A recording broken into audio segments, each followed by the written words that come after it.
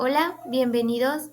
Nosotros somos alumnos de la Benemérita Universidad Autónoma de Puebla del Complejo Regional Nororiental de Teciutlán. Somos estudiantes de la Licenciatura de Medicina General y Comunitaria y el día de hoy les estaremos hablando sobre las funciones de las glándulas exócrinas anexas al sistema digestivo, las cuales son el hígado, la vesícula biliar y el páncreas. Hola, mi nombre es Emily López y yo les voy a platicar un poco acerca de una de las glándulas exócrinas anexas al sistema digestivo, que es el hígado. Recordemos un poquito, y este es la glándula más grande del cuerpo. Está formada por 4 lóbulos: el derecho, el izquierdo, el caudado y el cuadrado. Está dividido por el ligamento falciforme y recibe sangre de la arteria hepática y de la vena porta y drena a través de la vena hepática. Lleva a cabo una amplia gama de funciones, tanto bioquímicas como metabólicas, y otro dato interesante del hígado es que puede regenerarse. ¿A qué nos referimos con esto? Si llevamos a cabo un trasplante con una parte únicamente del hígado, este puede crecer hasta volverse un órgano funcional. Si hiciéramos un corte transversal y observáramos a microscopio, podríamos ver la unidad estructural del hígado, que es el lobulillo, una estructura limitada por el tejido conectivo que contiene gran cantidad de hepatocitos en su interior. Tiene una forma hexagonal y en las esquinas se encuentra una tríada porta. Esta contiene una vena porta, una arteria hepática y un conducto biliar. Como podemos observar en la imagen, la vena porta está en color azul, la arteria hepática en color rojo y el conducto biliar en color verde. Este esquema nos permite apreciar lo mencionado anteriormente. En la estructura del lobulillo podemos ver la tríada portal. Las flechas indican que van hacia la vena central. Para esto se convierten en capilares denominados sinusoides, que van a drenar justo en esta vena central y posteriormente pasarán a la vena hepática izquierda y derecha para terminar en la vena cava. También podemos observar otras estructuras como el espacio de Dis, en donde se encuentra principalmente linfa hepática y algunas otras células, como las denominadas células de Ito, que almacenan grasa o vitamina A.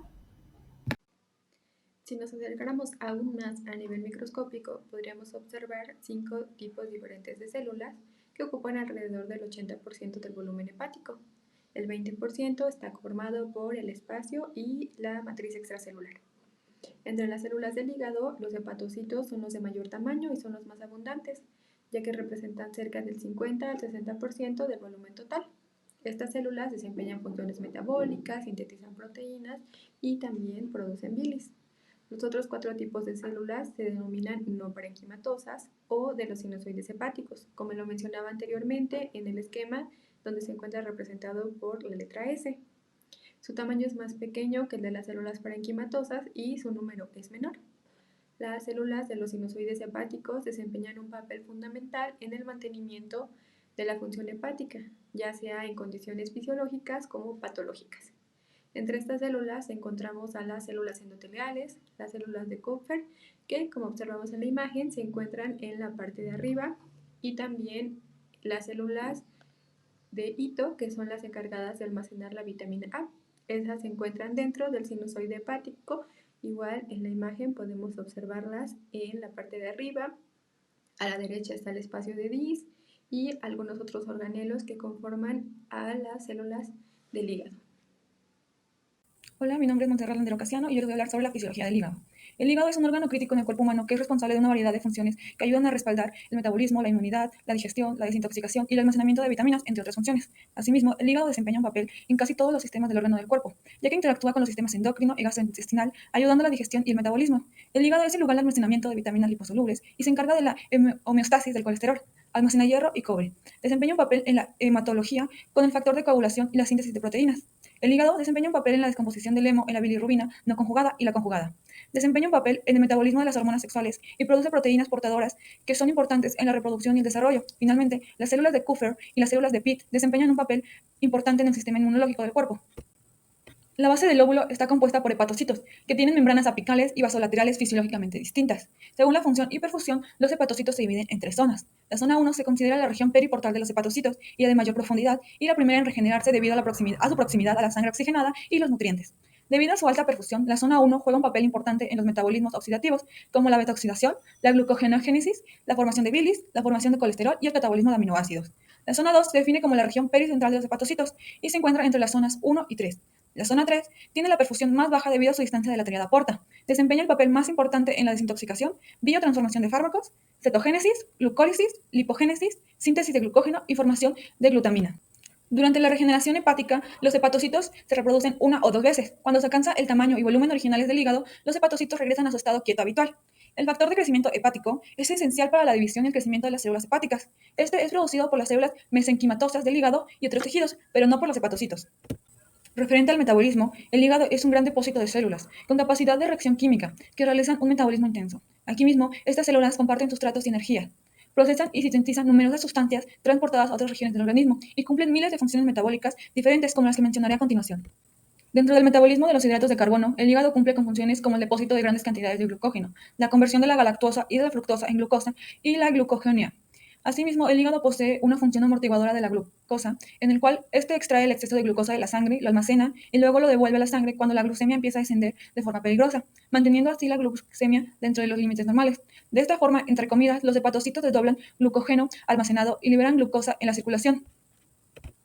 En el metabolismo de las grasas, el hígado realiza funciones como la oxidación de ácidos grasos para proveer energía destinada a otras funciones corporales, la síntesis de grandes cantidades de colesterol, fosfolípidos y casi todas las lipoproteínas, además de la síntesis de grasa a partir de las proteínas y de los hidratos de carbono.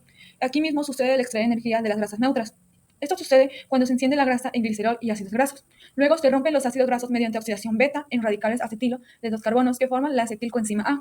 Esta, a su vez, ingresa en el ciclo del ácido cítrico para oxidarse y liberar cantidades grandes de energía. El hígado por sí mismo no puede utilizar toda la acetilcoenzima A formada. En su lugar, la acetilcoenzima A se transforma en ácido acetoacético, un ácido muy soluble, por la condensación de 2 moléculas de acetilcoenzima A. El ácido acetoacético de las células hepáticas pasa al líquido extracelular y luego se transporta por el organismo y es absorbido por los demás tejidos. Una vez que se sintetizan las grasas en el hígado, son transportadas por las lipoproteínas hacia el tejido adiposo para su almacenamiento. Eso sucede ya que después de una comida los hepatocitos absorben glucosa, aminoácidos, hierro, vitaminas y otros nutrientes para el metabolismo o el almacenamiento. También eliminan y degradan hormonas, toxinas, pigmentos biliares y fármacos. En el almacenamiento y o metabolismo de vitaminas liposolubles, lo que sucede es que la mayoría de las vitaminas liposolubles llegan al hígado mediante absorción intestinal en forma de kilomicrones o lipoproteínas de muy baja densidad. La vitamina A se almacena en las células de hito, donde puede sufrir oxidación en retina seguida de ácido retinoico para fototransducción, o el ácido retinoico puede conjugarse en glucurónido para secreción en bilis.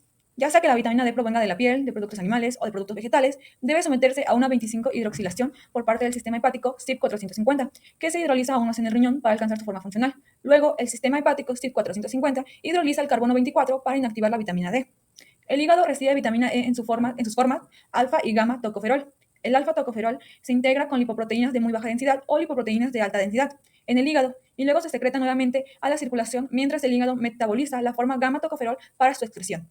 Si bien la vitamina K no se almacena ni se metaboliza en el hígado, su presencia es esencial ya que la enzima hepática gamma-glutamil carboxilasa la requiere para la gamma-carboxilación de los factores de coagulación 2, 7, 9 y 10 y las proteínas C y S. En el hígado, las células de Kupffer se encargan de la depuración de la sangre, debido a que cuando una bacteria entra en contacto momentáneo con estas células, en menos de 0,01 segundos atraviesa la pared de dicha célula y queda atrapada de forma permanente hasta su digestión. Las células creadas en el hígado para la coagulación de la sangre son el fluorinógeno, la globulina acelerada, el factor 7 y algunos otros factores importantes. Los procesos metabólicos para la síntesis de algunas de esas sustancias, en particular la prototrombina y los factores 7, 9 y 10, exigen la presencia de vitamina K. Si falta esta vitamina, las concentraciones disminuyen de manera notable, casi impidiendo la coagulación de la sangre. Asimismo, al mismo tiempo que los hepatocitos absorben nutrimentos, secretan albúmina, lipoproteínas, factores de coagulación, angiotensina y otros productos en la sangre. En la desintoxicación de xenobióticos, el hígado utiliza lisosomas para algunas de estas sustancias, pero una ruta importante de metabolismo y desintoxicación es a través de la biotransformación. El hígado funciona para transformar xenobióticos principalmente convirtiéndolos de una forma lipófila a una forma hidrófila, a través de 2 reacciones, la fase 1 y la fase 2. Estas reacciones tienen lugar principalmente en el retículo endoplasmático liso de los hepatocitos. Las reacciones de la fase 1 crean un soluto más hidrófilo mediante oxidación, reducción e hidrólisis utilizando principalmente la familia de enzimas del citocromo P450. El producto de la fase 1 tiene una especie de oxígeno que reacciona mejor con las enzimas involucradas en las reacciones de la fase 2. Las reacciones de la fase 2 conjugan los metabolitos creados en la fase 1 para hacerlos más hidrófilos para su secreción en la sangre o la bilis. Hay tres vías principales para la conjugación realizadas en reacciones de fase 2. Conjugación con glucuronato, glutatión o sulfato. La conjugación con glucuronato, como con la bilirrubina, tiene lugar en el retículo endoplasmático liso. Las sustancias que se someten a conjugación de sulfato, como los alcoholes, generalmente se realiza en el citosol debido a la ubicación de las enzimas necesarias. La mayor parte de la conjugación de glutatión ocurre en el citosol y una minoría ocurre en las mitocondrias.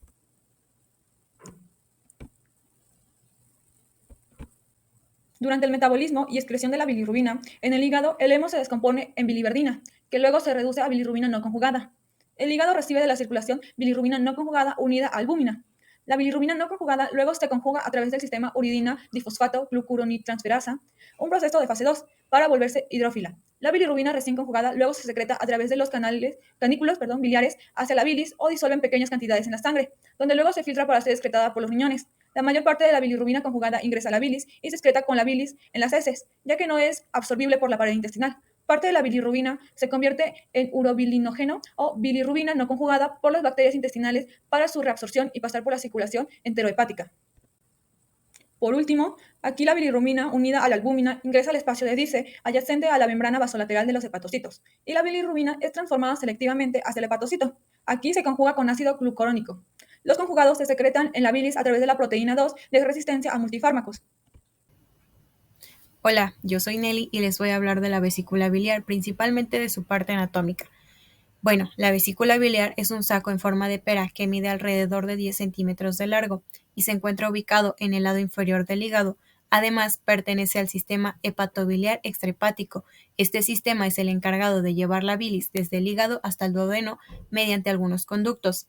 Además, en su interior se encuentra recubierta por una mucosa con un epitelio cilíndrico simple.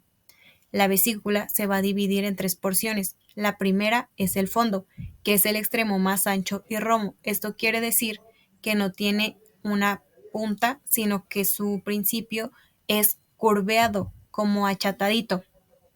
Además, se va a extender desde el borde inferior del hígado en el noveno cartílago costal. La segunda parte es el cuerpo. Esta porción es la principal debido a que tiene contacto con el lado visceral del hígado, el colon transverso y la parte superior del duodeno. La tercera porción es el cuello. Esta porción es la más estrecha debido a que tiene una forma ausada. Esto quiere decir que se va haciendo más delgado conforme va avanzando, es decir, su inicio es un poco más ancho, pero su final es más delgado. Además, la vesícula biliar cuenta con algunos conductos que le ayudan a transportar la bilis. Uno de ellos es el conducto cístico. Este es el que va a conectar al cuello de la vesícula con el conducto hepático. Además, estos dos en unión van a crear el conducto colédoco o conducto biliar. Y la mucosa que recubre a la vesícula en su interior va a formar un pliegue espiral o una válvula espiral y esta va a ser la encargada de mantener abierto el conducto cístico. Producción de bilis. Para empezar, ¿qué es la bilis? La bilis va a ser un líquido que nos va a ayudar a desechar material no excretado por los riñones. Además, nos va a ayudar con la absorción y la digestión de lípidos mediante secreciones de ácidos y sales biliares. La bilis va a estar compuesta principalmente por agua, electrolitos, sales, ácidos y pigmentos biliares, así como por colesterol, bilirrubina y fosfolípidos. Esta va a ser producida en los hepatocitos, posteriormente va a ser enviada a los canículos biliares y de ahí, mediante conductos, se va a mover hacia el duodeno o hacia la vesícula biliar, donde va a ser almacenada y concentrada. Sin embargo, esto va a depender de la presión de los conductos y del esfínter de Oddi. Ya estando en el duodeno, va a pasar por circulación enterohepática, donde realizará su trabajo en el intestino y sus componentes no excretados van a pasar a convertirse en ácidos biliares para ser reutilizados mediante la absorción en el ilion. Ya estando ahí, van a ser transportados de regreso al duodeno. Mi nombre es Félix Jair y me toca explicar la parte fisiológica de la vesícula biliar. Esta se va a dividir en cuatro funciones principales, que es la absorción, la concentración, la secreción y el vaciamiento. pero también tiene otras funciones como que es la del reservorio de la bilis hepática, y últimamente en las investigaciones se ha visto que es protector de lo que es el tracto digestivo, por lo que controla las acciones de la bioactividad y toxicológica de los ácidos biliares, que va a estar justificada por sus acciones básicas de almacenamiento, protección, regulación, eliminación, control y mantenimiento de la homeostasis de la bilis, que va a atribuir o contribuye a mantener la integridad anatomofuncional del tracto digestivo.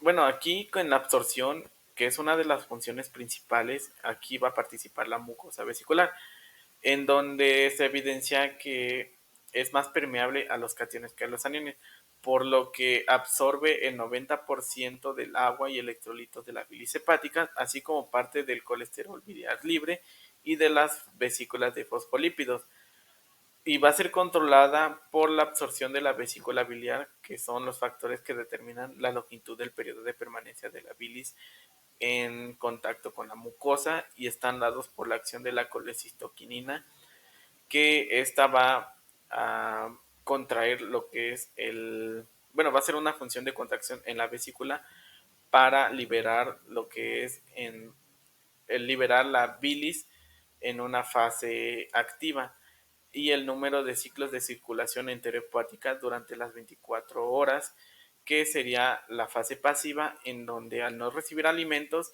este tiene que liberar lo que es la bilis para no concentrarse y llegar a una litiasis vesicular. Otra de las funciones sería lo que es la concentración. La concentración va a conservar el tamaño, cinética, metabolismo y composición de reserva total de los ácidos biliares y de los lípidos biliares.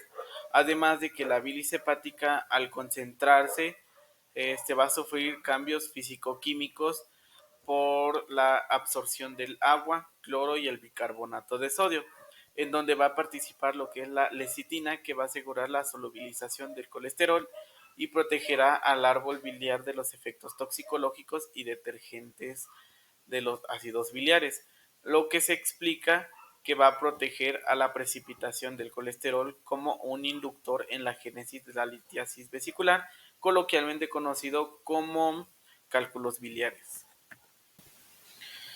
Se procede a explicar lo que es la secreción, que esta función principalmente sería en la pared vesicular, que va a contribuir a mantener la homeostasis del colesterol contenido en la bilis vesicular, además de controlar y equilibrar la secreción de agentes pronucleares y antinucleares. Unos ejemplos de los pronucleares y antinucleares serían lo que sería la secreción de las glucoproteínas de la mucina, hidrógeno, cloro, inmunoglobinas, calcio y cobre. Las glucoproteínas de mucina son pronucleares más importantes, pues su núcleo contiene regiones hidrofóbicas que le permiten unirse al colesterol libre, y los fosfolípidos y la bilirrubina, que se ha observado que aceleran la génesis de la litiasis del colesterol. Y aquí es donde también se va a contribuir a mantener listo o prevenir lo que es la litiasis vesicular, como se había mencionado anteriormente. Por último, tenemos a lo que es el vaciamiento, que es el acoplamiento anatomofuncional que existe en la contracción vesicular y la relajación del esfínter de Oddi, que va a garantizar el paso de la bilis vesicular y en dependencia de la acción de la colecistoquinina y de la motilina, y además de la estimulación colinérgica a través del nervio vago. Por ello se dice que la vesícula biliar no solo se contrae y evacúa su contenido como respuesta a las comidas, iniciando por el estímulo colinérgico del nervio vago, seguido por una fuerte acción hormonal contráctil y la respuesta de relajación del esfínter de Oddi.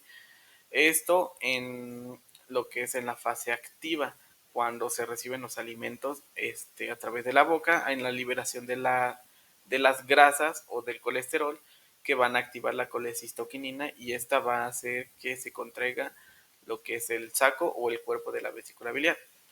Ahí va a liberar lo que es la bilis para llegar al quimo y disolverse en ella.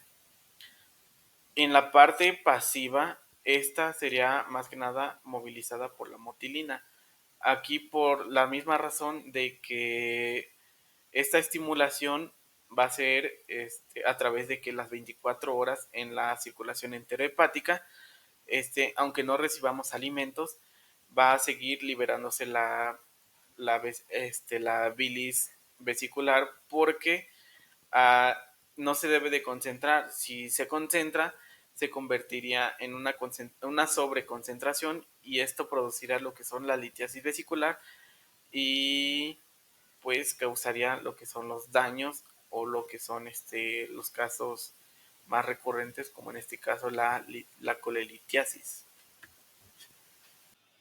Bueno, antes de empezar el tema del páncreas, en su parte anatómica me presento. Mi nombre es Kevin López y ahora sí, comencemos. Bueno, el páncreas va a ser una glándula alargada que va a medir aproximadamente 15 centímetros, va a tener una forma cónica y se va a encontrar detrás del estómago. El páncreas va a tener una parte exócrina y una parte endocrina. El páncreas es un órgano accesorio del sistema digestivo y, como les había dicho, va a tener glándulas exócrinas, el cual va a producir enzimas para ayudar en la digestión, y glándulas endocrinas. Estas glándulas van a producir hormonas, el cual va a ayudar a regular los niveles de insulina y de glucagón. Bueno, también el páncreas se va a dividir en 5 partes, en lo que va a ser cabeza, proceso unciforme, cuello, cuerpo y cola. Empezaremos con la cabeza. La cabeza va a representar la porción medial.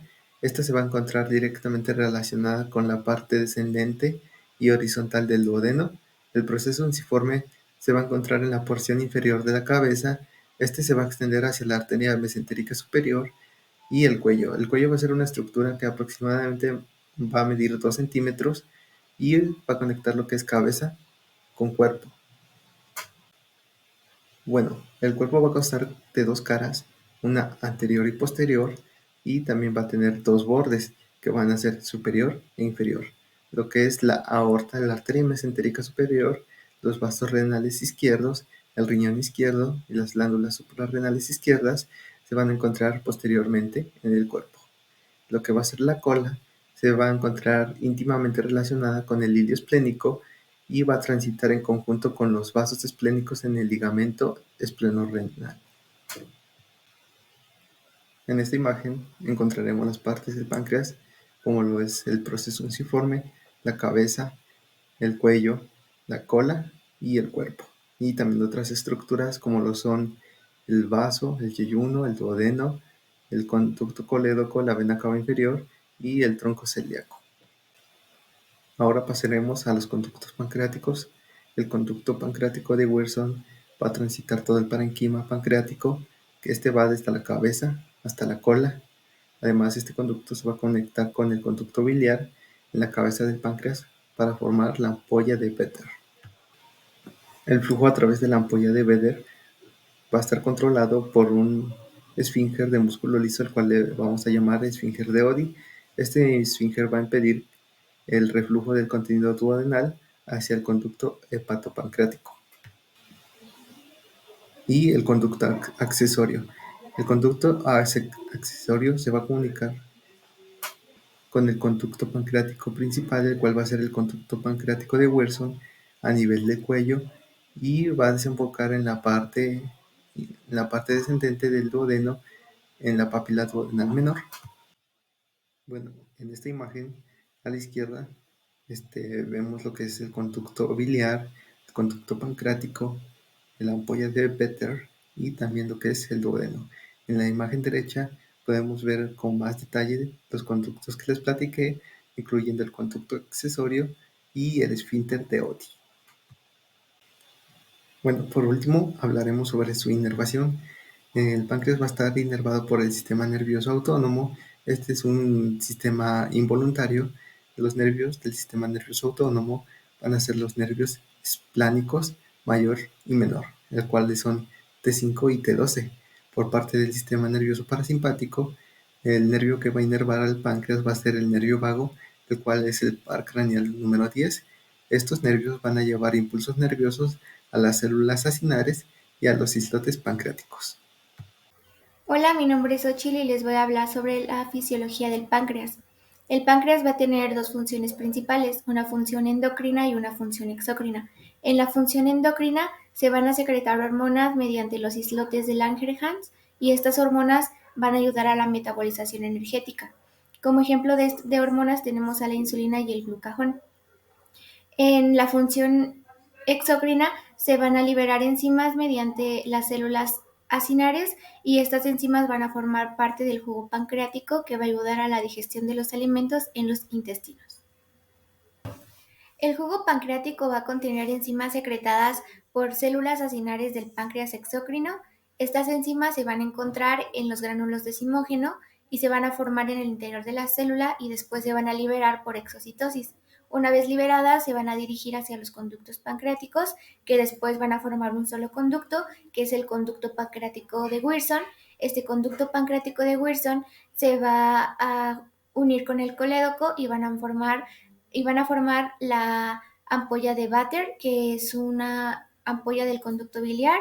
Esta ampolla se va a abrir mediante la papila duodenal, que está rodeada por el esfínter de Oddi, y de esta manera es por la que va a salir el jugo pancreático y la bilis secretada por el hígado al duodeno. El jugo pancreático es un jugo alcalino que va a contener altas concentraciones de bicarbonato y agua.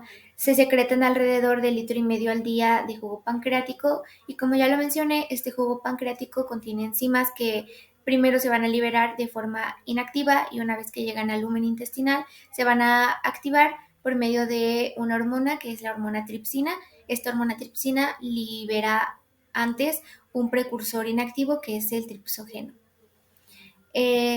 Una vez que ya llegaron al duodeno, el jugo pancreático, la bilis y los jugos gástricos van a neutralizar el ácido gástrico y esto lo van a hacer elevando el pH del contenido duodenal de 6 a 7 y esto les va a permitir degradar el quimo, ya que el quimo llega al duodeno con un pH neutro. La secreción del jugo pancreático se va a producir bajo control hormonal. Existen 3 principales hormonas involucradas en esta regulación de la secreción del jugo pancreático. Primero tenemos a la acetilcolina que se va a liberar por las terminaciones nerviosas parasimpáticas del nervio vago. La colicistocinina, esta se va a secretar en la mucosa del duodeno y las primeras porciones del yeyuno y se va a activar o secretar cuando ya el intestino delgado contenga alimentos. La secretina de igual manera se va a secretar en la mucosa del duodeno y del yeyuno, pero esta se va a secretar cuando haya alimentos ácidos en el intestino delgado. La acetilcolina y la colicistocinina van a actuar sobre las células acinares mediante la fosfolipasa C y van a provocar la descarga de gránulos de zimógeno. En el caso de la acetilcolina, se va a estimular el vago y va a provocar la secreción pequeña de jugo pancreático y este jugo pancreático va a ser rico en enzimas. En el caso de la colicistocinina, se va a secretar jugo pancreático rico en enzimas, pero bajo en volumen.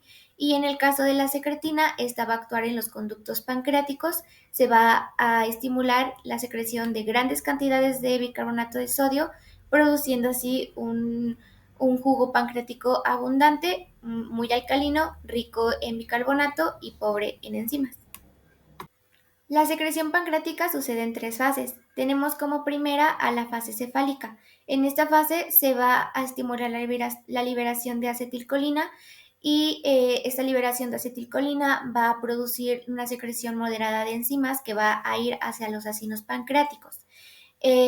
Esta secreción va a ser muy poca y va a ir a los conductos pancreáticos y después al intestino. En la fase gástrica, que es la segunda fase, la estimulación nerviosa va a continuar y se va a añadir del 5 al 10% de las enzimas pancreáticas secretadas después de una comida. La cantidad que va a llegar al duodeno va a ser escasa debido a la falta de secreción líquida en cantidades significativas en el duodeno. Ahora, la fase intestinal se va a presentar una vez que el quimo salió del estómago y penetró ya el intestino delgado, y va a hacer una secreción de jugo pancreático abundante debido a la respuesta a la hormona secretina, que como ya lo mencioné, esta se va a activar cuando haya alimentos ácidos en el duodeno. Ahora voy a hablar sobre las hormonas involucradas en el metabolismo del quimo. Como ya lo mencioné, los islotes de Langerhans van a ser los encargados de secretar hormonas que van a formar parte del páncreas endocrino.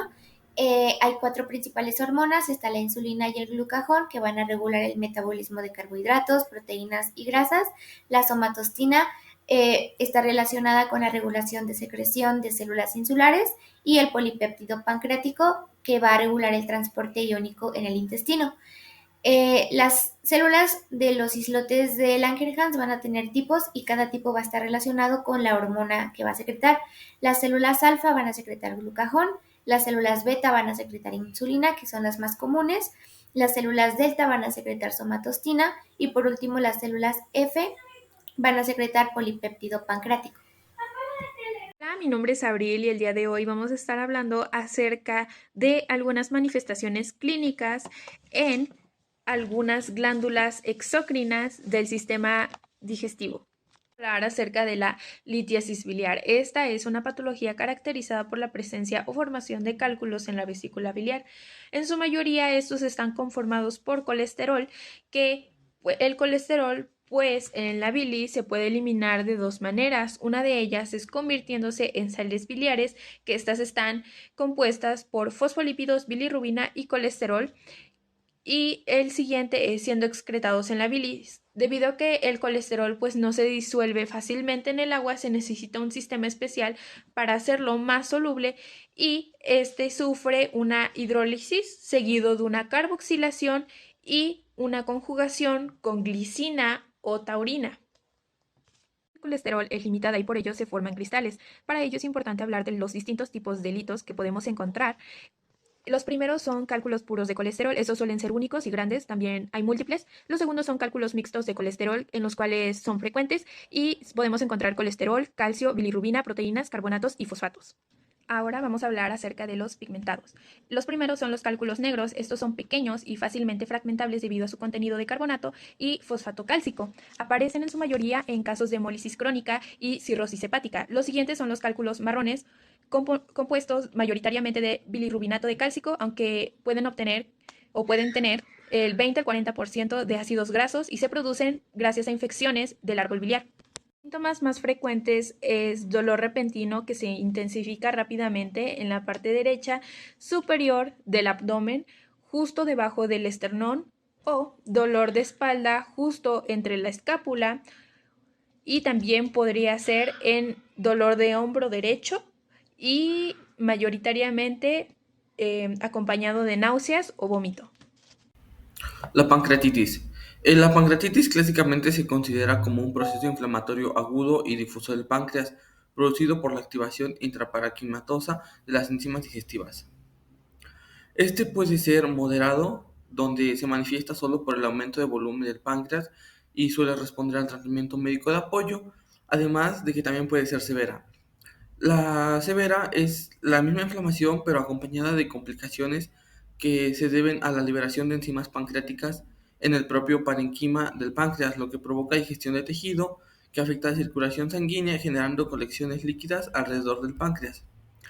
Hablando fisiológicamente de esto, es un trastorno de calcio intracelular en las células pancreáticas que constituye la vía final común de múltiples estímulos etiopatogénicos y pueden desencadenar cambios necroinflamatorios locales, efectos multisistémicos y comprometer órganos distantes. En un estado de reposo, las células acinares presentan oscilaciones lentas en los niveles de calcio.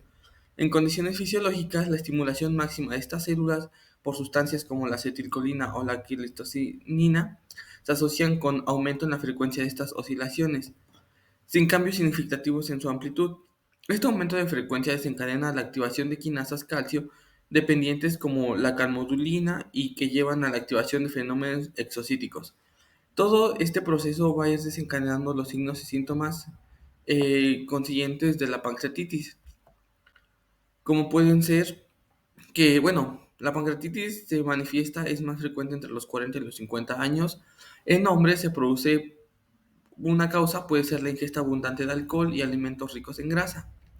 En mujeres es más común por una complicación de tener cálculos en vesícula y vías biliares. Ahora sí, las manifestaciones clínicas pueden ser el dolor intenso superior, arriba del ombligo, la distensión abdominal, dolor a la palpación abdominal, disminución de ruidos intestinales, además de síntomas de deshidratación severa, como lo pueden ser la confusión mental, piel seca y caliente, latidos cardíacos aumentados, respiración rápida y superficial, presión arterial baja y poca producción de orina, además de la ictericia. Principales manifestaciones clínicas de la ictericia es la coloración amarillenta, coloración oscura de la orina, heces pálidas o arcillosas, el prurito en algunos pacientes, el malestar abdominal y la fatiga y malestar general. Para empezar a hablar acerca de la ictericia, es importante saber que la bilirrubina es un pigmento amarillo que se produce cuando los glóbulos rojos viejos se descomponen y estos liberan hemoglobina. Esta bilirrubina liberada se llama bilirrubina indirecta. La bilirrubina indirecta se une a la albúmina en la sangre y se transporta al hígado para su procesamiento. En el hígado, la bilirrubina indirecta se convierte en una forma más soluble en agua llamada bilirrubina directa a través de un proceso llamado conjugación. Este proceso es esencial para que la bilirrubina pueda eliminarse eficazmente en el cuerpo. La bilirrubina conjugada se excreta en la bilis y se almacena en la vesícula biliar. Cuando es necesaria, la vesícula biliar libera la bilis al intestino delgado para ayudar a la digestión. En el intestino delgado, las bacterias descomponen la bilirrubina conjugada en urobilígeno, que puede tener un color amarillo o marrón. Al final, el urobilígeno se elimina del cuerpo principalmente a través de las heces. Principales causas, entre ellas está la alteración aislada del metabolismo de la bilirrubina, en el cual hay un aumento de producción, una alteración de la captación y transporte por el hepatocito, defectos en la conjugación o también puede ser trastornos en la excreción por el hepatocito. Puede ser debido a la enfermedad hepática, ya sea lesiones hepatocelulares, ya sean agudas o crónicas, o enfermedad hepática colestas, que pueden ser funcionales u obstructivas. La obstrucción de la vía biliar extrahepática también puede ser una de las causas. Las principales manifestaciones clínicas de la ictericia es la coloración amarillenta, coloración oscura de la orina, heces pálidas o arcillosas, el prurito en algunos pacientes, el malestar abdominal y la fatiga y malestar general. La cirrosis es el resultado de una lesión hepática continua, inflamación, fibrosis y necrosis. El alcoholismo y la hepatitis B y C crónica comúnmente causan cirrosis. La hepatitis C es la más dañina y la que más afecta al hígado. La fibrosis presente en la cirrosis se produce por la secreción de TGF-beta en las células de hito en el espacio de Dice.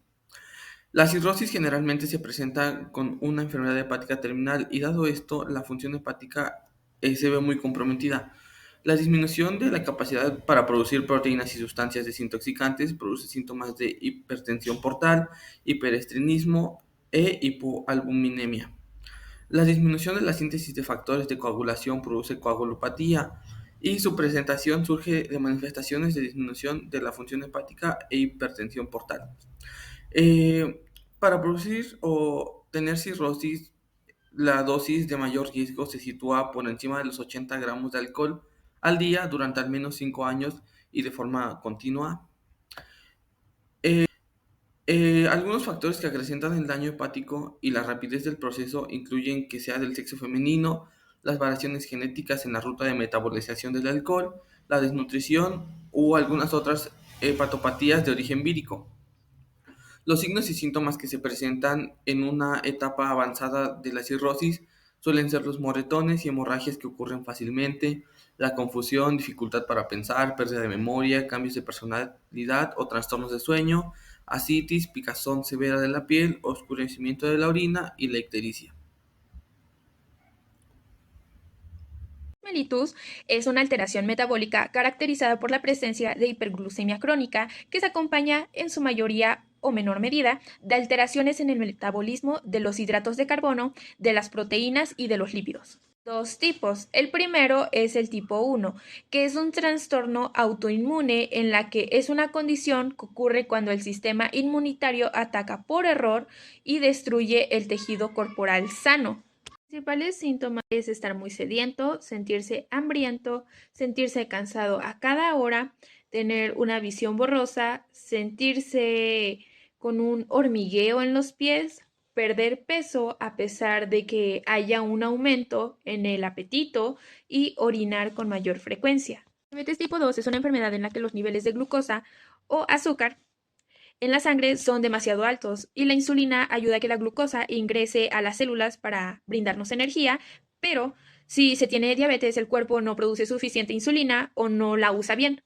Por ello, la glucosa permanece en la sangre y no ingresa lo suficiente a la célula. Es importante destacar que en la diabetes tipo 2, el páncreas tiene una hiperactividad con la concentración alta y constante de glucosa en sangre, con una secreción de insulina elevada para conservar la glucemia en niveles normales. Los pacientes presentan niveles elevados de glucosa y resistencia a la acción de la insulina en los tejidos periféricos, en donde se tienen las células beta sana, con una capacidad de adaptarse a altas demandas de insulina, que esta mayormente se presenta, esta enfermedad es presente en pacientes obesos y con sobrepeso.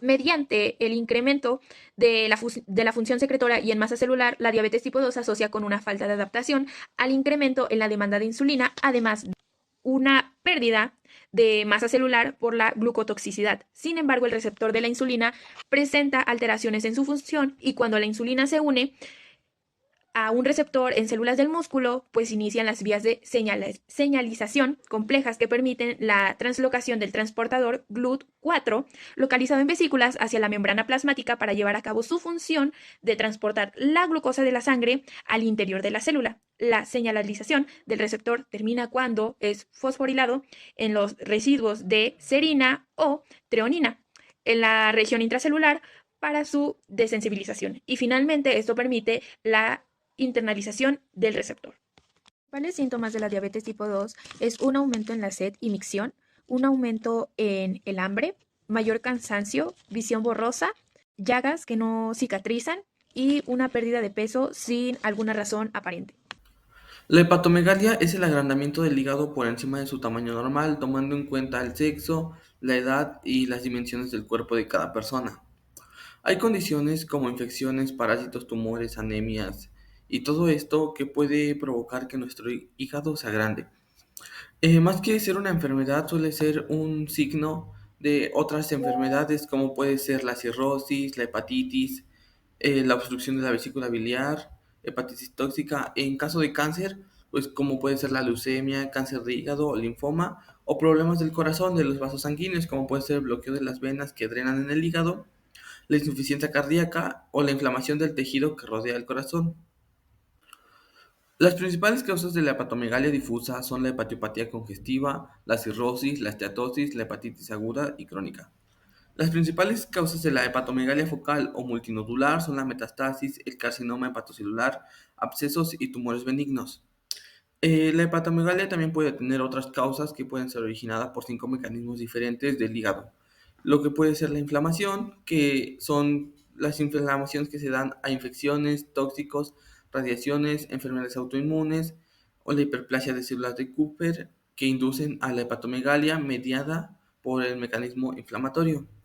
También tenemos de depósito, que pues hay sustancias que se pueden depositar en exceso en el hígado que van a originar la hepatomegalia, como pueden ser el glucógeno, los lípidos, grasa, algunos metales y proteínas anormales. En la parte de infiltración tenemos que es el mecanismo de la hepatomegalia en caso de tumores, quistes parasitarios y hematopoiesis extramedular. De congestión vascular tenemos que es la obstrucción al drenaje venoso entre el hígado y la aurícula derecha que origina la hepatomegalia. Esta obstrucción puede localizarse a nivel intrahepático o extrahepático. Hay algunas veces en las que si se produce un aumento de tamaño del hígado es posible que no haya síntomas. Pero si el aumento del tamaño de nuestro hígado es producto de alguna enfermedad hepática como las que ya vimos, puede venir acompañado de los siguientes signos y síntomas, como puede ser dolor abdominal, sentirte cansado, náuseas y vómitos, y la ictericia, que es el color amarillento de la piel y la parte blanca de los ojos. Muchas gracias por su atención. Hasta aquí dejamos nuestra presentación. Agradecemos la atención prestada a este video que tuvo como finalidad explicar un poco la fisiología de las glándulas anexas al sistema digestivo y cómo sus secreciones ayudan a la digestión de los alimentos. Gracias.